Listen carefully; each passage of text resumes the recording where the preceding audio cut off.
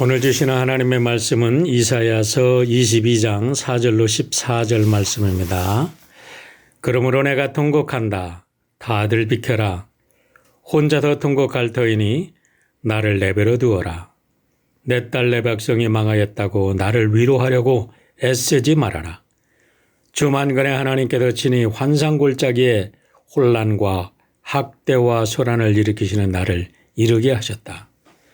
성벽이 흘리고 살려달라고 아우성치는 소리가 산에까지 사무쳤다. 엘람 군대는 화살통을 메고 왔고 기마대와 병거대가 그들과 함께 왔으며 기르 군대는 방패를 들고 왔다. 너의 기름진 골짜기들은 병거부대의 주둔지가 되었고 예루살렘 성문 앞 광장은 기마부대의 주둔지가 되었다. 유다의 방어선이 뚫렸다. 그때에 너희는 숯불궁에 있는 무기를 꺼내어 오고 다윗성에 뚫린 곳이 많은 것을 보았고 아랫못에는 물을 저장하였다. 예루살렘에 있는 집에 수를 세워보고는 더러는 허물하다가 뚫린 성벽을 막았다. 또한 옛 못에 물을 데리고 두 성벽 사이에 저수지를 만들기도 하였다. 그러나 너희는 일이 이렇게 되도록 하신 분을 의지하지 않고 이 일을 옛적부터 계획하신 분에게 관심도 없었다. 그날에 주 만군의 하나님께서 너희에게 통곡하고 슬피 울라고 하셨다. 머리털을 밀고 상복을 몸에 두르라고 하셨다. 그런데 너희가 어떻게 하였느냐? 너희는 오히려 흥청망청 소를 잡고 양을 잡고 고기를 먹고 포도주를 마시며 내일 죽을 것이니 오늘은 먹고 마시자 하였다. 그래서 만군의 주님께서 나의 귀에 대고 말씀하셨다. 이 죄는 너희가 죽기까지 용서받지 못한다. 주 만군의 하나님께서 이렇게 말씀하셨다. 할렐루야, 복된 아침입니다. 오늘은 2월 17일 수요일 우리 사순절이 시작되는 첫날 새벽입니다. 오늘 이 귀한 복된 시간에 우리 한교총 연합으로 주관하는 이 연합 새벽기도에 참여하시는 모든 성도님들 주의 이름으로 축복하고 환영합니다. 이 귀한 새벽 기도회를 통해서 우리 모든 한인교회뿐만 아니라 우리 미국이 새로워지고 또 하나님께 온전히 쓰임받는 거룩한 교회와 성도들로 온전히 거듭나는 귀한 일이 있기를 주의 이름으로 축원합니다.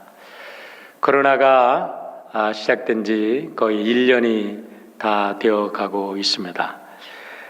다행히 백신이 개발이 되어서 이제 접종도 활발하게 시작이 되었기 때문에 머지않아서 이 코로나 사태도 지나가고 우리가 흔히 말했던 뉴 노멀 시대가 새롭게 펼쳐지리라 생각을 합니다.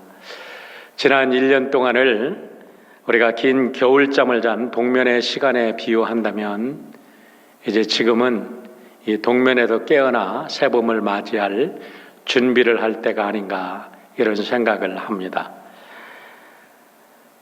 오늘이 사순절 첫날이기 때문에 사순절에 대해서 짧게 말씀을 드리고 오늘 본문 말씀을 가지고 오늘 하나님께서 주시는 메시지를 마무리 지려고 합니다. 여러분들이 잘 아시다시피 사순절을 영어로 렌트라고 우리가 부르는데요. 이 렌트는 이 영어 고어인 랭텐에서 나온 말인데 이 렌트는 봄이라는 뜻입니다.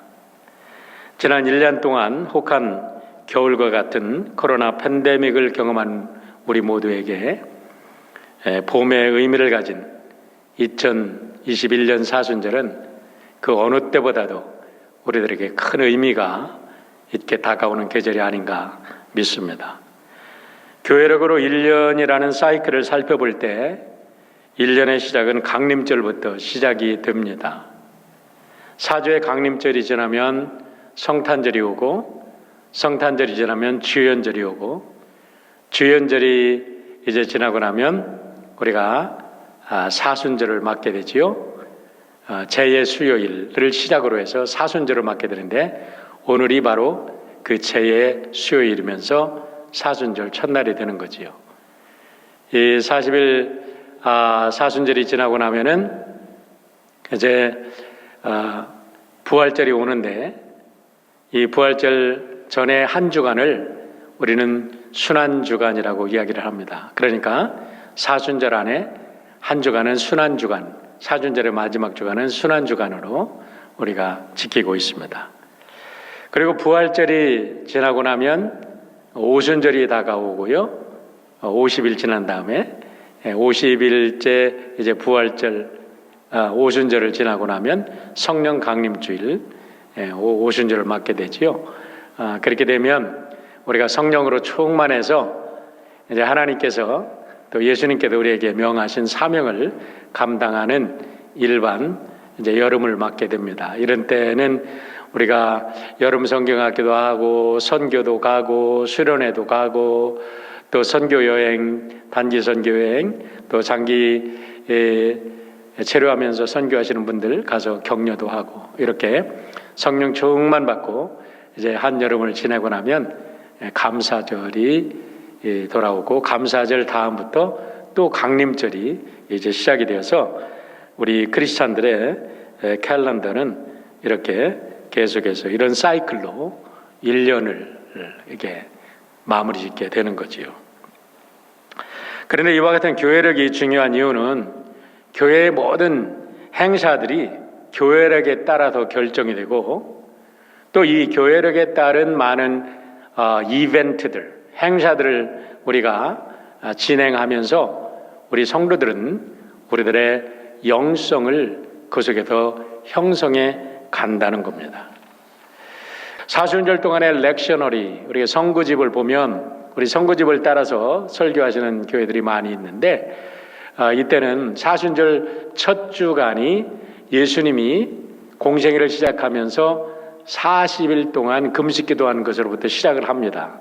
그리고 나서 사순절 이제 마지막에 순환주간이 되고 이제 예수님께서 십자가를 지시고 부활하시는 사건, 그러니까 예수님의 공생애를 이렇게 묵상하는 것이 바로 사순절의 기간 동안에 예수님의 공생애를 묵상하게 되는데 이때 우리 그리스도인들은 우리 모두가 우리의 영성을 예수님의 삶과 예수님의 가르침에 튜닝을 시키면서 우리 기독교 영성을 이렇게 길러가는 거지요.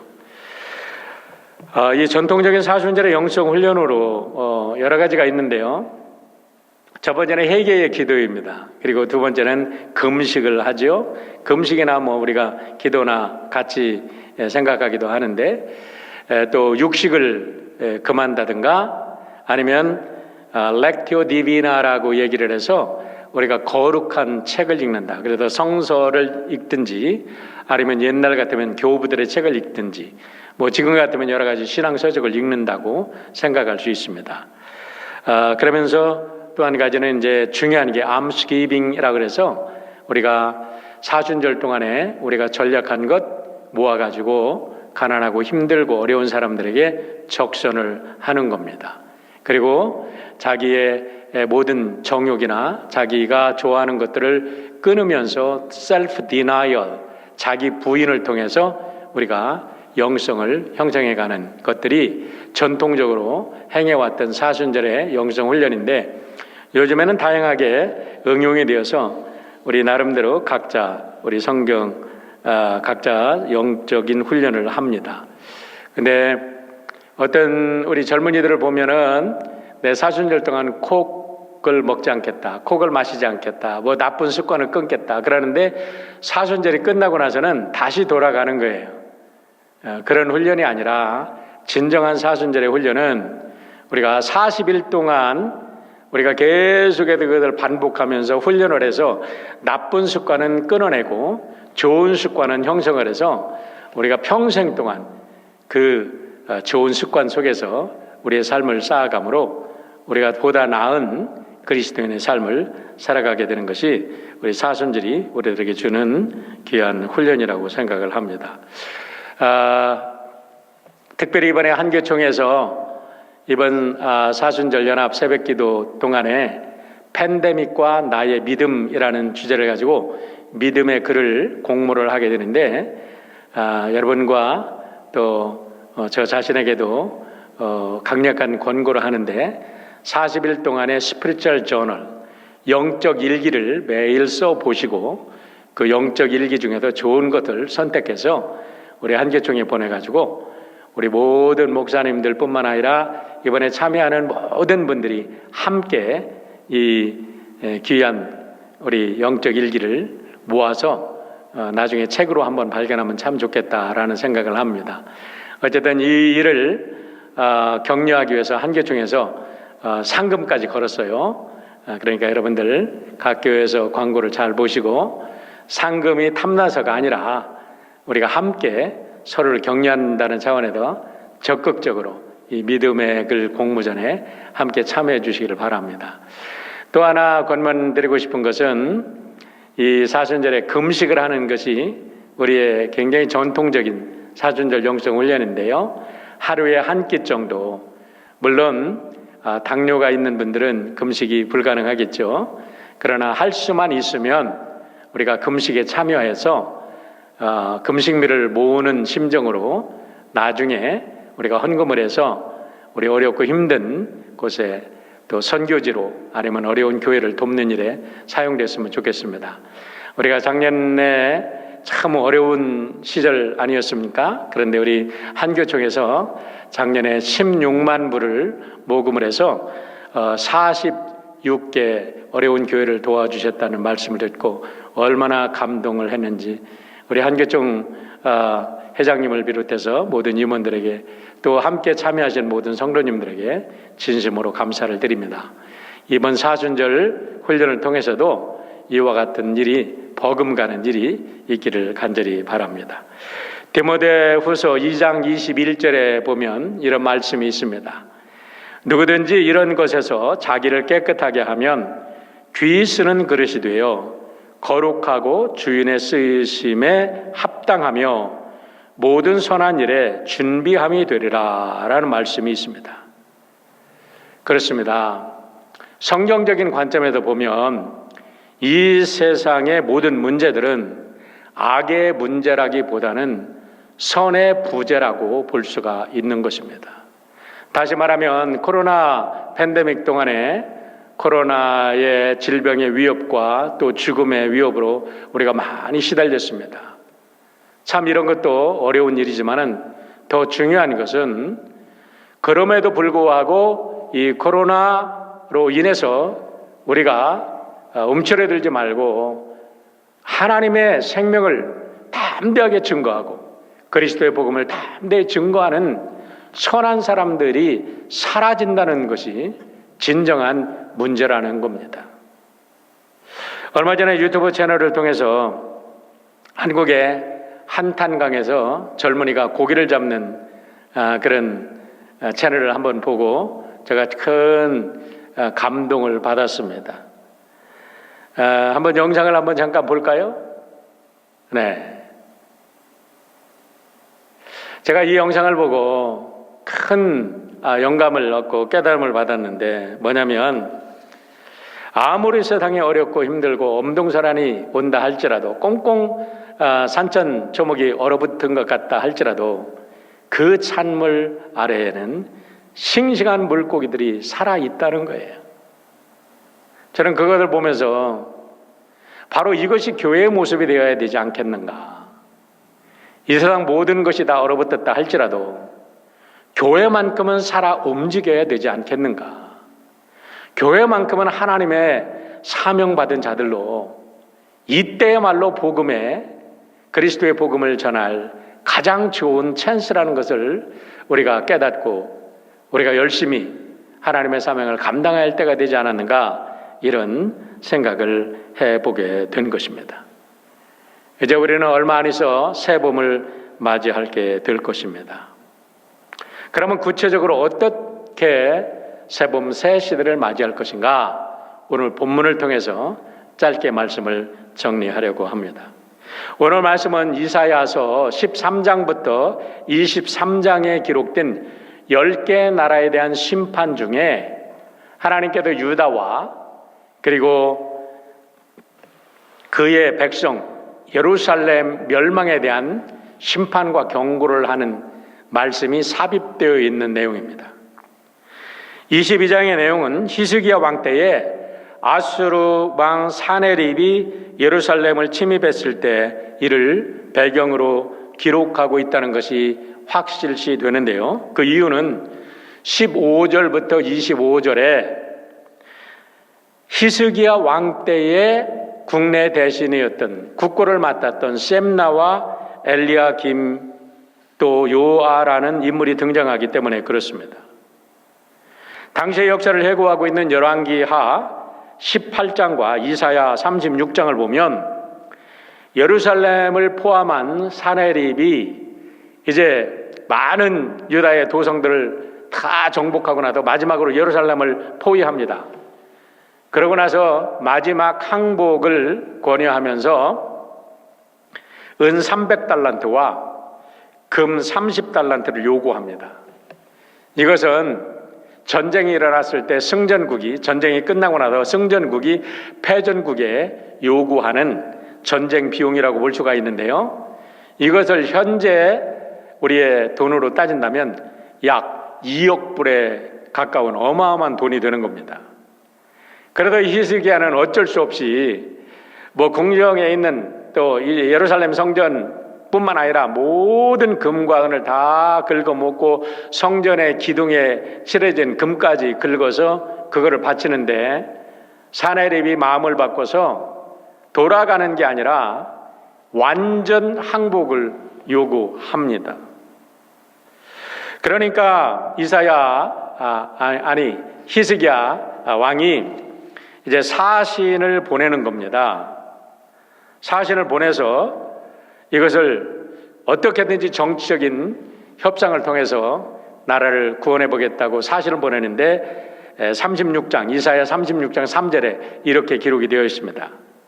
힐가의 아들 왕궁을 맡은 자 엘리야김과 서기관 셈나와 아삽의 아들 사관 요아가 그에게 나아가니라. 누가 누구에게 나갔다고요? 엘리야김과 셈나와 요아라는 사람이 히스기야의 특명을 받고 사네립 그리고 사네립 왕에게 나가서 지금 정치 타협을 통해서 지금 유다의 구원의 길을 찾고자 한 거지요.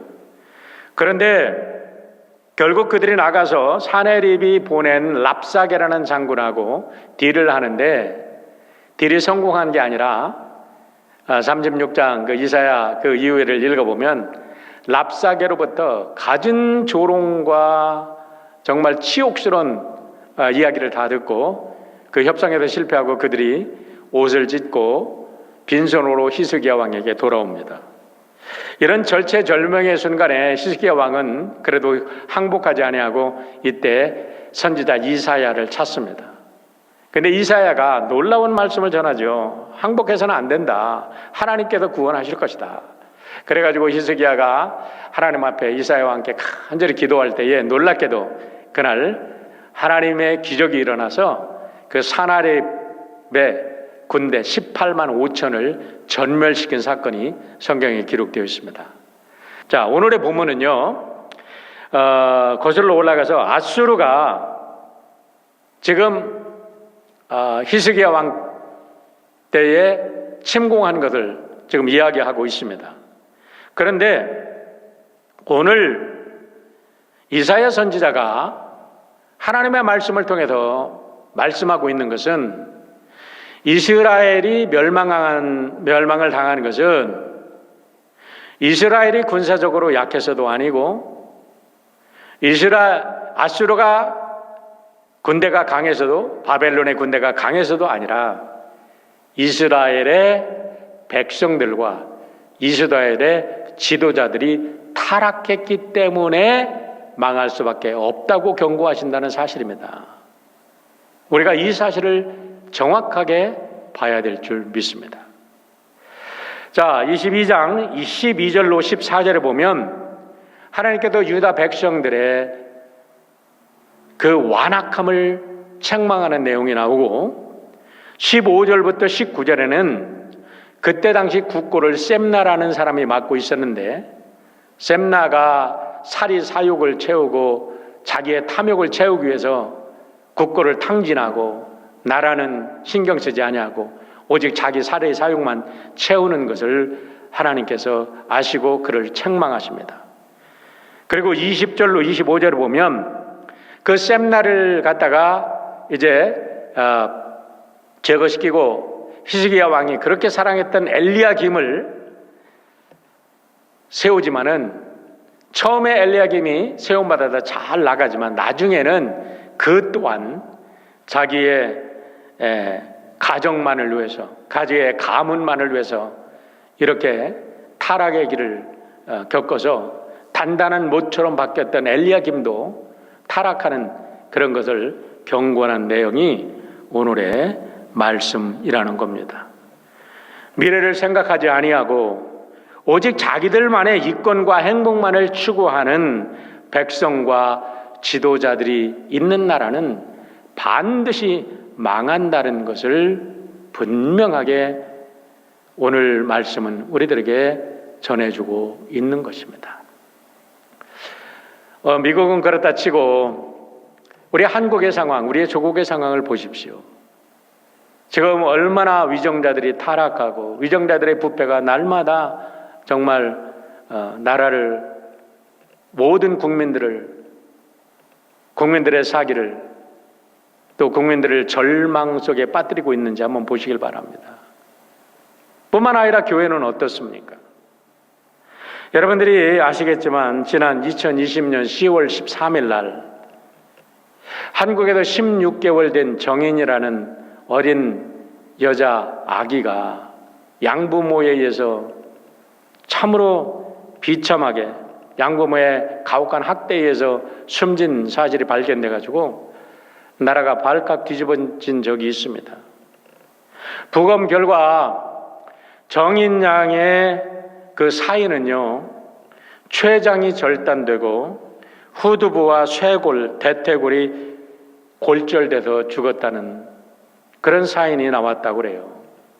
그런데 끔찍한 사실은요, 그를 입양했던 양부모, 그 아버지도 어머니도 둘 다 목사의 아들이요 목사의 딸이었다는 거예요. 더군다나 그들은 기독교 명문대학이라고 말하는 한동대 출신이었다는 겁니다. 여러분, 무엇을 이야기합니까? 사순절에 우리가 해결을 해야 된다고 말했습니다. 이제 오늘 사순절의 첫날입니다. 우리는 그동안 교회에서 무슨 복음을 전했을까요? 앞으로 새로운 세대가 온다 할지라도 여러분, 우리가 오늘과 같이 똑같은 복음을 전한다 그러면 코로나가 사라진다고 새로운 세상이 오는 것이 아니라고 저는 믿습니다. 무엇인가 근본적으로 달라져야 된다고 생각해요. 목사들이 왜 자기들 살 길만 찾기 위해서 난리를 칩니까? 그것이 목사님들만의 책임일까요? 성도님들은 또 왜 성도님들의 자기들의 이권만을 챙기기 위해서 그것이 마치 기독교의 복음인 양 생각합니까? 그것이 성도님들만의 책임인가요? 아니죠. 우리 모두의 책임입니다. 그렇기 때문에 이제 우리가 해결을 한다면 무엇을 해결해야 될 것인가? 어떻게 해결해야 될 것인가? 어디부터 시작해야 될 것인가? 누구에게 해결해야 될 것인가? 우리가 하나님 앞에 회개하는 것도 귀한 일이지만 이제는 진정으로 이 땅에 살아가는 믿지 않는 사람들 앞에서 정직하게 회개하고 다시 서는 일이 있어야 되리라고 생각을 합니다. 오늘 이사야서 22장 12절로 14절의 말씀을 함께 읽고 우리 마무리 기도를 하려고 합니다. 12절로 14절 말씀 함께 보겠습니다. 그날에 주 만군의 하나님께서 너희에게 통곡하고 슬피 울라고 하셨다. 머리털을 밀고 상복을 몸에 두르라고 하셨다. 그런데 너희가 어떻게 하였느냐? 너희는 오히려 흥청망청 소를 잡고 양을 잡고 고기를 먹고 포도주를 마시며 내일 죽을 것이니 오늘은 먹고 마시자 하였다. 내일 죽을 것이니 오늘은 먹고 마시자 하였다. 그래서 만군의 주님께서 나의 귀에 대고 말씀하셨다. 이 죄는 너희가 죽기까지 용서받지 못한다. 이 죄는 너희가 죽기까지 용서받지 못한다. 저는 이 말씀을 감히 바꾸어서 읽고 싶습니다. 이 죄는 너희가 죽어서도 용서받지 못한다 라는 말씀입니다. 왜냐하면 시편 73편을 보면요, 나 혼자 잘 먹고 나 혼자 잘 살다 나 혼자 평안히 자면 평안히 잠들면 그만이라는 세상적 가치관, 그런 역사의식을 가지고 살던 사람이 결국 어떻게 되는가를 이 시편의 기자가 깨닫고 하나님 앞에 회개를 하는 기도문이 나옵니다. 그때 그 전에 이 시편의 기자는 정말 하나님을 믿지 않지만 잘 먹고 잘 사는 사람들이 너무 부러웠어요. 그들은 욕심을 부리지 않아도 그냥 아이들은 너무 잘 되고 돈은 막 저절로 굴러서 막 큰 부자가 되고, 그런데 자기는 아무리 잘 믿는다고 해도, 믿음 갖고 살려고 해도 자기는 고통만 있습니다. 그걸 갖고 고민하면서 기도하다가 그가 발견한 사실을 시편 73편 17절로 해서 20절에서 이렇게 고백하고 있습니다. 하나님의 성소에 들어갈 때야 그들의 종말을 내가 깨달았나이다. 주께서 참으로 그들을 미끄러운 곳에 두시며 파멸에 던지시니 그들이 어찌하여 그리 갑자기 황폐되었는가. 놀랄 정도로 그들은 전멸하였나이다. 주여, 사람이 깬 후에 꿈을 무시함같이 주께서 깨신 후에는 그들의 형상을 멸하시리이다. 그래도 제가 이 말씀을 드리는 겁니다. 너희들이 결코 죽을 때까지, 죽기까지 용서받지 못할 것이다. 근데 그들이 다 편하게 죽었거든요. 근데 하나님의 성소에 들어가서 그들의 결말을 보았다는 말씀은 죽어도 용서받지 못한다는 거예요.